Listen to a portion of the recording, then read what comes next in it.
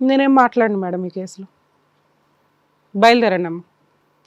నా దృష్టిలో ఆడవాళ్ళంటే ఆదిశక్తులు అని నా ఫీలింగ్. అంత స్ట్రాంగ్గా ఉండాలి అని.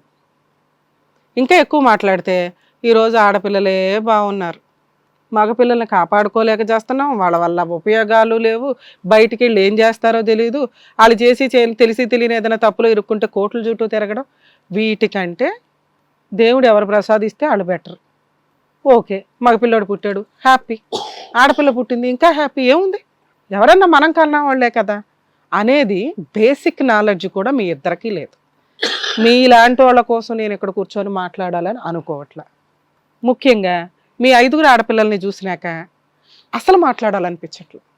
అసలు తల్లిదండ్రులకు మీ ఇద్దరు ఫెయిల్, ఇంక దాంట్లో డౌటే లేదు. ఇక్కడ ఒక స్టేజ్కి అనిపించింది కాబట్టి ధైర్యంగా వచ్చిన మీరు అదే 4 అడుగులు మీ పోలీస్ స్టేషన్కి వేసుంటే తెలిసేది. కానీ ఈ క్షణం వరకు మీకు ఏ డెసిషన్ కరెక్ట్ అనేదే తెలియదు. వచ్చిన దగ్గర నుంచి మీరు ఏం మాట్లాడారు, ఎంత క్రూయల్లో చెప్తున్నారు వ్యక్తి. పోలీస్ కంప్లైంట్ కూడా ఇచ్చినాం మేము. ఆడికెళ్ళి కూడా వాళ్ళకు అన్నో పైసలు ఇస్తే మళ్ళీ అన్ని పైసలు మీ ఆయన దగ్గర లేవు, నీ దగ్గర తెలివితే అట్లా అసలు నీకు మాట్లాడే అర్హతే లేదు. నువ్వు ఒక తల్లివి, 5 ఆడపిల్లల్ని కన్నావు, పిల్లల్ని పోషించడం నీకు తెలిసింది. నీకు చదువు లేదు కాబట్టి నీ లైఫ్ ఇలా అయిపోయింది. నీ పిల్లలకి చదువు ఉంటే వాళ్ళు 10 మందికి ఉపయోగపడేలాగా జాబులు చేసుకుంటారు, కనీసం నీకైతే తిండి పెడతారన్న జ్ఞానం నీకు లేదు. ఎంతసేపు ఈయన మీద పడే ఆడవడమే తప్ప, అరే డే 1 నుంచి అర్థమవుతుంది పెద్ద వేస్ట్ ఫెలో అని. కొడతాడు, తిడతాడు, తాగొస్తాడు, పిల్లల్ని ఎక్కడ పడితే అక్కడ టచ్ చేస్తాడు, ఫ్రెండ్స్ తోటి టచ్ చేయిస్తాడు, డబ్బు సంపాదించడానికి ఏమన్నా చేయండి అంటాడు. ముందు మగపిల్లోడే ఆయన ధ్యేయం. స్టిల్ మా ముందు కూడా అంత ధైర్యంగా మాట్లాడుతున్న వ్యక్తి నేను ఆయనకే సపోర్ట్ చేస్తాను. మీలాంటి వేస్ట్ ఫెలోస్కి నేను సపోర్టే చేయను. ఎందుకు చేయాలా? ఆయన ఏదైతే నేను క్రిమినల్ అని అంటున్నాడో ఆ క్రిమినల్కి ఆయన కరెక్ట్గా స్టిక్ అని అయి ఉన్నాడు. 25 ఏళ్ల క్రితం ఏం మాట్లాడాడో 25 ఏళ్ల తర్వాత అదే మాట్లాడుతున్నాడు. ఒక 6 లేడీస్ ఇంట్లో ఉండి ఆయన 4 పీకలేకపోయారు, ఆయనకి చేయాల్సిన బుద్ధి దేహశుద్ధి చేయలేకపోయారు. టింగ్ టింగ్ టింగ్ అని ఇక్కడికి వచ్చేసారు. లేడీస్ అనగానే ఎవరు పడితే వాళ్ళు వెళ్ళి హెల్ప్ చేసేస్తారా? ఎందుకు చేయాలి? మీ ప్రాబ్లం మీరు సాల్వ్ చేసుకోలేరా? ఏముంది ఇక్కడ? గట్టిగా 4 వీతో వెళ్ళి గుమ్మ మాతలు పడతాడు. అంత భయమా? అంత రెస్పెక్టా మీకు? పెళ్ళిళ్ళకి కావాలా?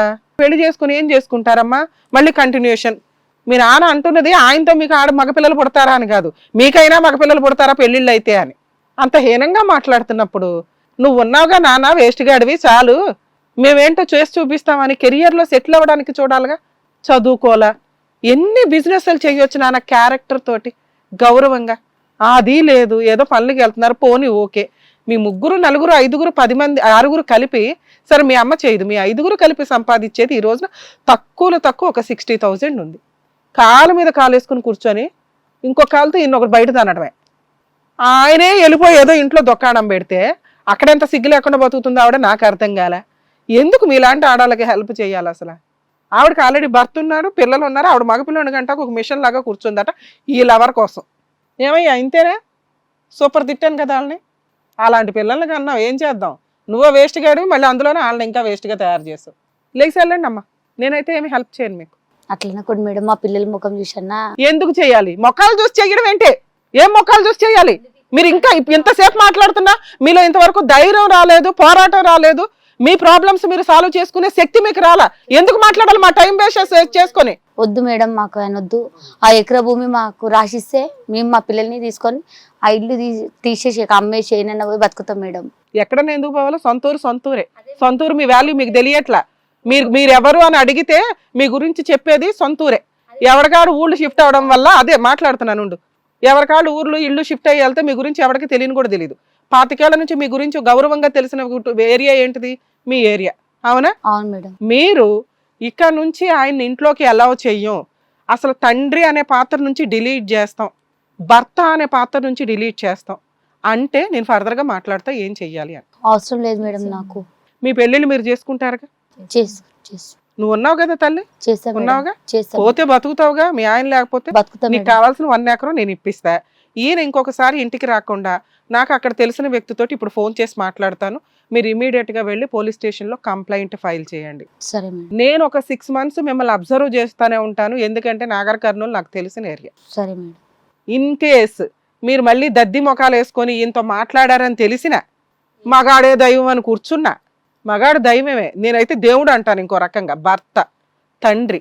ఈ పాత్రకి ఈయన సరిపోనప్పుడు మీకు వచ్చే భర్తల్ని దేవుడిలాగా చూసుకోండి, మంచిగా కాపురాలు చేయడానికి చూడండి.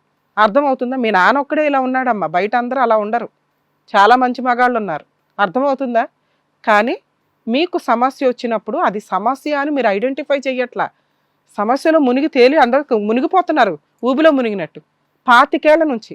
ఇది సమస్య, మీ నాన్న పెద్ద సమస్య, మీకు జీవితకాలం సమస్యే. సంబంధాలు వస్తుంటే చెడగొడుతున్నాడు తెలుసా, రేపొద్దుట పెళ్ళిళ్ళు చేస్తే భర్తలను కూడా చెడగొడతాడు తెలుసా. అరే మా అమ్మాయికి ఆడపిల్ల పుట్టిందిరా వదిలేసేయి, వాళ్ళ వెనకాల వెళ్ళే టైపు, మగపిల్లలు కానండి మీరు కూడా వెళ్ళి అని. అర్థమవుతుందా? మీకు 25 ఏళ్ళు పడిన నరకం చాలు, ఇంకా ఆయన డిలీట్ చేయండి మీ లైఫ్లో నుంచి. మీ లైఫ్లోకి ఎంటర్ అవ్వకుండా పోలీస్ స్టేషన్లో కంప్లైంట్ ఇస్తే ప్రొటెక్షన్గా ఉంటుంది. మీది యాన్సిస్టర్స్ ప్రాపర్టీ అమ్మ, ఎక్కడికి పోదు. ఓకేనా?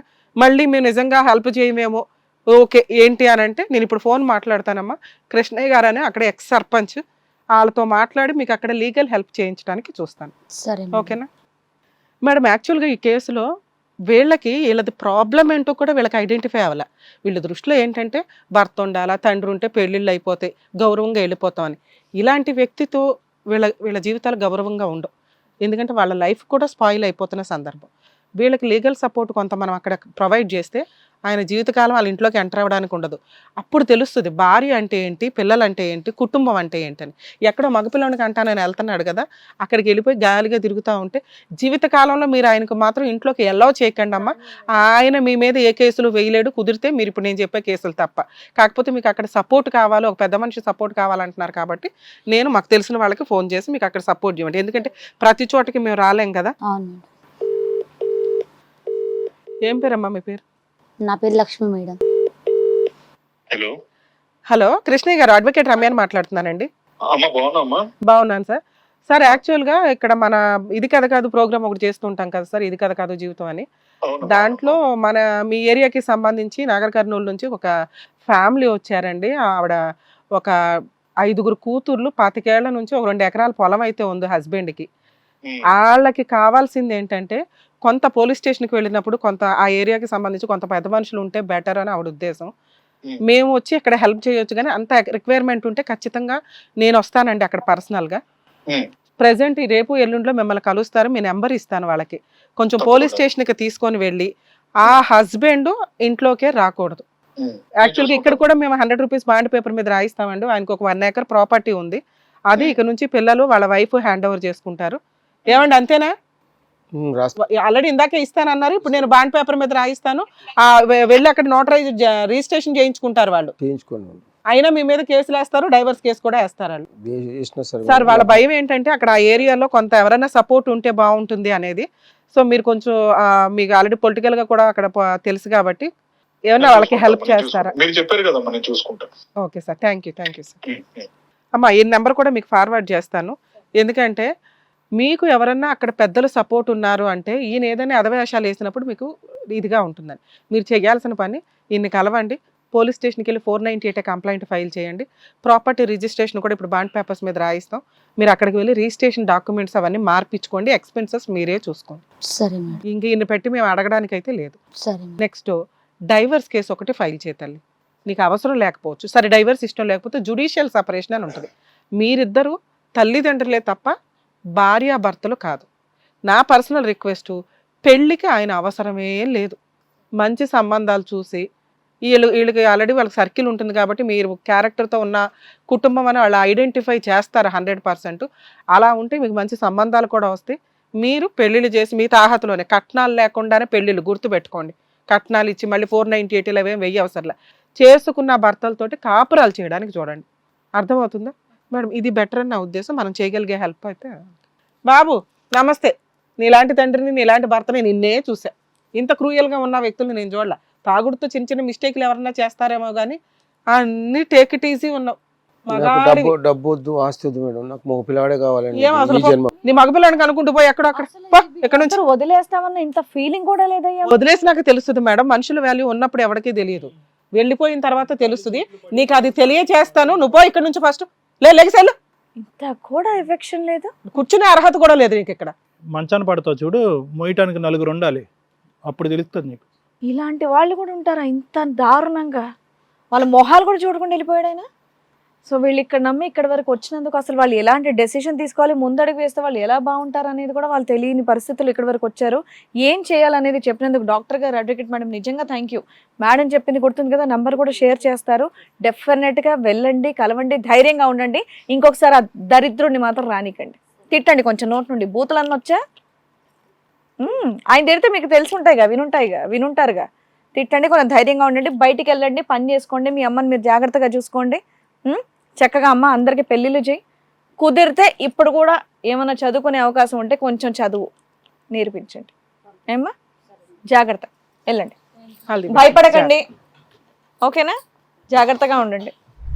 ఇట్లా పెట్టు, సైన్ పెట్టు